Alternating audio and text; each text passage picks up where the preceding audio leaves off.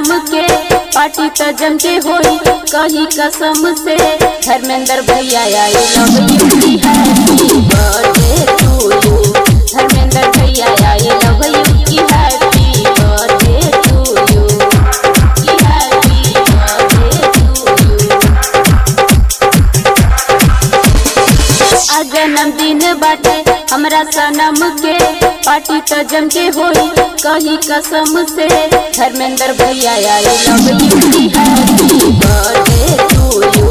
धर्मेंद्र भैया I love you की happy birthday to you की हैप्पी बर्थडे टू यू।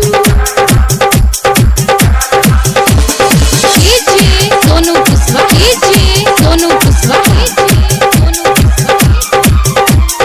है कहाँ बाजार मोतिहारी, है कहाँ बाजार मोतिहारी, है कहाँ बाजार मोतिहारी। केकवा कटाई बाजी डीजे पे गाना झूमी नाची आज सारा जमाना। केकवा कटाई बाजी डीजे पे गाना झूमी नाची आज सारा जमाना। केहू जे मना करी मानम ना बात हो डीजे बजा के नाचब हम सारी रात हो। बोले ना आई लव यू की happy birthday to you. Dharmendra भैया आई लव यू की हैप्पी बर्थडे टू यू की happy birthday to you. DJ Sonu Kushwaha, DJ Sonu Kushwaha,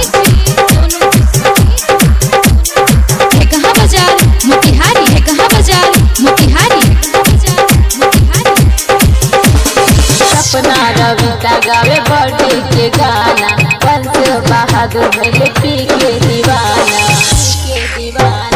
सपना रविता गावे बर्थडे के गाना बंस बहादुर भैले पी के दीवाना। प्यार के तोहफा बाटे कल कबूल हो ना कोई टेंशन होई ना कोनो भूल हो। कह न फिर जाने की happy birthday to you. Dharmendra भैया आई लव यू की हैप्पी बर्थडे टू यू की हैप्पी बर्थडे टू यू।